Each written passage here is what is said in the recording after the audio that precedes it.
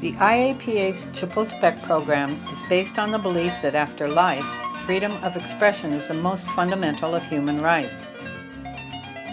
For 16 years, the program has mobilized institutional reform across the region. The payoff is impressive. 55 heads of state have signed the declaration, binding their commitment to its principles and turning public accountability into reality. Legislatures enacted freedom of information in 22 countries. In 10, insult laws have been abolished. Defamation was decriminalized in another 5 countries, and Supreme Court justices may now consult one another over networks established during 16 legal workshops. Beginning in 2009, the Chapultepec Ambassadors Program reached out to the younger public, involving more than 1,800 university students, all future lawyers, journalists, and elected officials. They meet to identify the obstacles and violations to free expression that exist in their own communities, along with a group of international experts, the ambassadors, made up of former justices of the Inter-American Court of Human Rights, a former OAS Special Rapporteur for Freedom of Expression, and renowned constitutional lawyers. Young leaders are also given the opportunity to meet frontline policymakers, such as former Presidents Toledo of Peru and Carlos Mesa of Bolivia, as well as Paraguay's current sitting President Lugo and President Lobo of Honduras. Our ambassadors go where they will do the most good, straight into the lion's den, so to speak.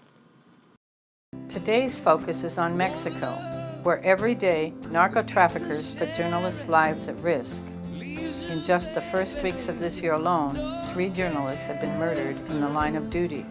Also within recent days, they met in Venezuela with 400 law and journalism students after student protests over a government shutdown of 5 TV stations were disbanded by aggressive military action. The IAPA was the first international press association to meet with Honduras's newly elected president, Porfirio Lobo.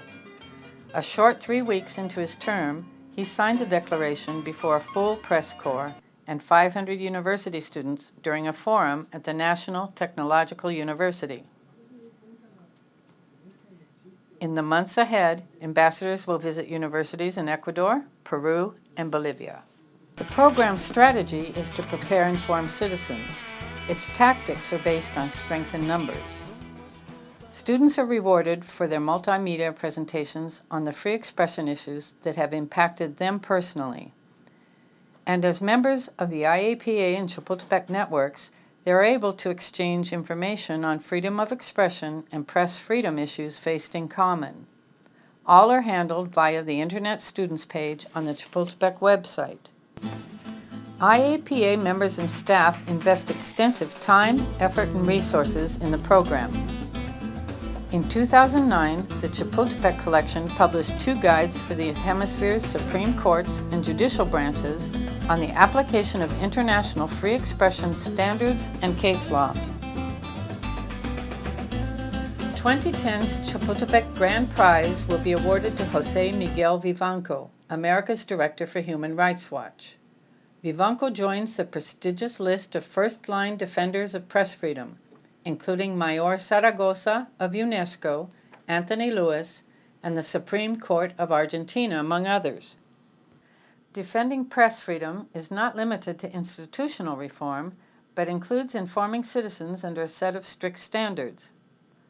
The letter of aspirations set the tone for impartiality, privacy, sources, pluralism, and the search for truth, values that are explored by a panel of experts during the IAPA's 2 annual meetings and at the grassroots level by national press associations, together with journalism schools that have adopted Chapultepec into their curriculums.